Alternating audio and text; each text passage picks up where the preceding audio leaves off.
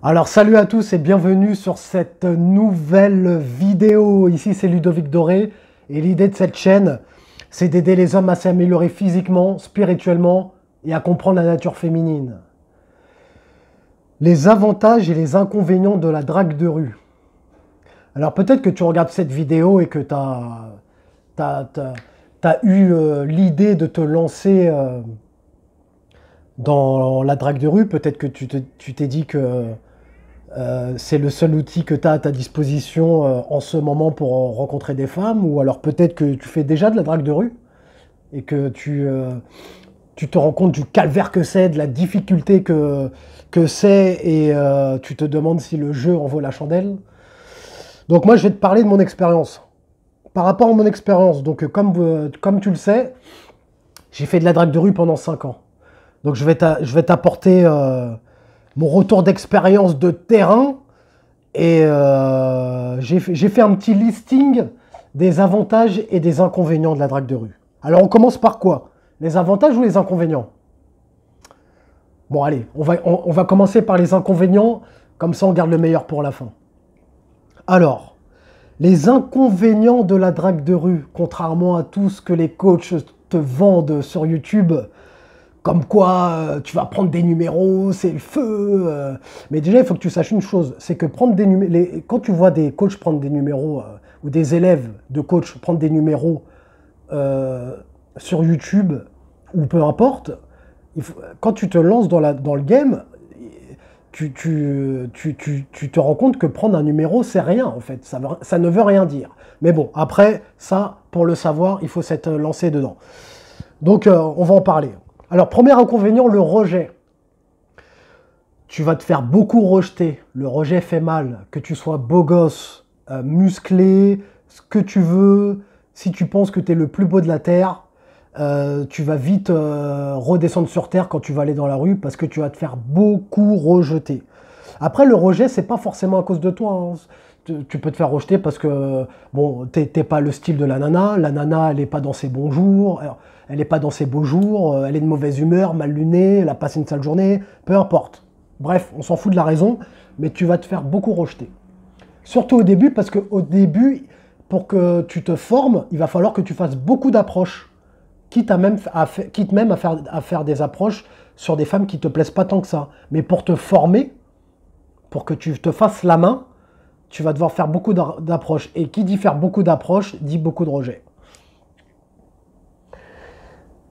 Ça peut détruire ton estime de toi. Par exemple, après une multitude de refus, en un laps de temps court, par exemple en une après-midi, une multitude de refus, ça peut te plomber ton moral et ton estime de soi. Tu peux te sentir comme une grosse merde. Surtout qu'au début, vu que tu n'as pas la technique, tu vas arriver et te foirer plusieurs fois et du coup essuyer beaucoup de rejets et tu peux te sentir vraiment comme une grosse merde. Et dans la drague de rue, tu vas avoir beaucoup de déceptions.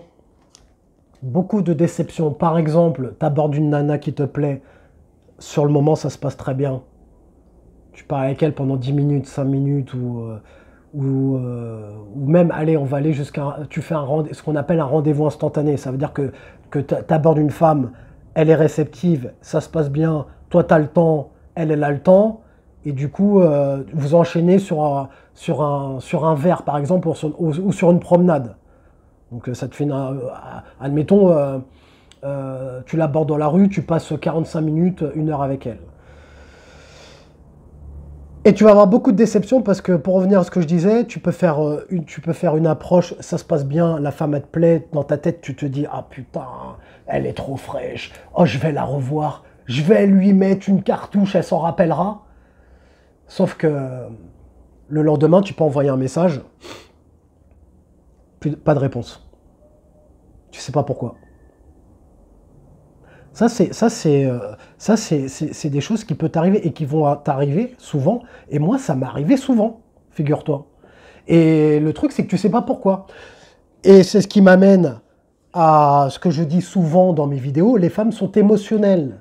Ça veut dire que sur le moment, elles peuvent apprécier le moment passé avec toi, mais quand elles rentrent chez elles, Elle retourne à ses occupations, elle va sur Instagram, elle voit Ryan, Brian, Teddy, ce que tu veux. Elle retourne dans sa vie, elle voit qu'elle a de multiples options. Et puis elle se dit, ouais, ce mec que j'ai rencontré dans la rue, en fait, ouais, finalement, je le connais pas tant que ça, en fait, en vrai. Bon, allez, je réponds pas. J'ai plein d'autres mecs qui m'attendent. Allez, lui, c'est bon, c'est pas grave. Beaucoup de déceptions. Beaucoup d'énergie, beaucoup d'efforts pour très peu de résultats, c'est ce que je disais dans mes vidéos précédentes. Et ça, ce sont des facteurs que toi, tu ne contrôles pas. Tu peux avoir fait la plus belle approche de ta vie pour toi, la plus belle interaction, mais tu peux essuyer ce qu'on appelle des pertes. Ça veut dire des pertes. Ça s'envole, ça se perd dans la nature, sans que tu saches pour quel motif. Ensuite, un autre inconvénient que j'ai remarqué, c'est que tu vas faire des choses que tu n'as pas envie de faire. Par exemple, admettons, tu t'es lancé dans le processus de drague et tu te tiens à tes objectifs, tu te dis, tiens, aujourd'hui c'est samedi, je vais faire ma session drague, sauf qu'aujourd'hui il pleut. Donc tu vas aller au centre commercial, parce qu'il faut que tu fasses des rencontres. Mais si tu es un mec comme moi, qui n'aime pas aller dans les centres commerciaux, je déteste les centres commerciaux, j'ai horreur de ça. Je déteste. Tu vas devoir y aller pour faire ta session drague.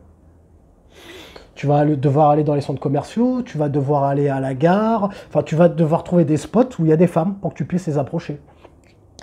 Si tu es quelqu'un d'un peu introverti comme moi, qui n'aime pas aller en club, en bar ou en boîte de nuit, eh ben tu vas devoir y aller pour aller au charbon et faire ton devoir, ton devoir de séducteur. Et ouais, parce que le répertoire, là, il faut qu'il se remplisse. Hein. Donc il faut que tu ailles au charbon. Samedi soir, c'est la sortie, il faut y aller. Même si tu n'as pas envie, ça te casse les couilles. Mais il faut le faire. Donc devoir faire des choses que tu n'as pas envie de faire. Et le plus important, en fait, en inconvénient que j'ai noté, c'est que, ça, comme je dis, hein, ça demande beaucoup d'efforts pour très peu de résultats. Par rapport à ce que je t'ai dit avant. Et ouais. Beaucoup de temps aussi parce que tu vas devoir marcher, tu vas devoir aller te promener ou sortir de chez toi hein, pour aller faire des rencontres. Et du coup, il va falloir que Moi, je me rappelle quand je le faisais, par exemple, je sortais 1 heure, 2 heures pour faire 4 approches. Tu vois, le temps de trouver une femme qui te plaît ou qui te plaise. Je sais pas comment. Le temps de trouver une femme qui te plaise. Bon, bref, le temps de trouver une femme qui t'intéresse. Donc tu vois, tu vas devoir mettre beaucoup de temps et pour très peu de résultats par rapport à ce que je t'ai dit. Prendre un numéro, ça ne veut rien dire. Maintenant. Avant, à l'époque, oui. À l'époque où il n'y avait pas tous les réseaux sociaux, à l'époque, oui, tu prenais un numéro, ça avait de la valeur. Là, un numéro, ça n'a aucune valeur. Voilà pour les inconvénients. Bon, peut-être que j'en ai oublié, hein. Si y en a qui sont dans le game et qui ont noté des inconvénients par rapport à ça, mettez-les moi en commentaire. Maintenant, on va passer aux avantages, parce qu'il y a des avantages quand même. Ça peut être intéressant. Premier avantage, c'est que tu t'habitues à parler à de belles femmes. En fait, à force de faire la répétition, d'approcher des femmes et des belles femmes, tu t'habitues à avoir des interactions avec non seulement des femmes, mais des belles femmes. Parce que ce qui est bien, c'est que quand tu fais ça, tu as la capacité, le pouvoir de pouvoir parler à des femmes à qui tu n'aurais jamais parlé en temps normal, ou que tu n'aurais jamais pu rencontrer sur les sites de rencontres, par exemple. Ça te donne l'accès et la possibilité à des avions de chasse, à pouvoir parler, communiquer avec des avions de chasse, comme on dit. Une femme, tu vois dans la rue, physique, impeccable, irréprochable, eh ben toi tu peux aller lui parler.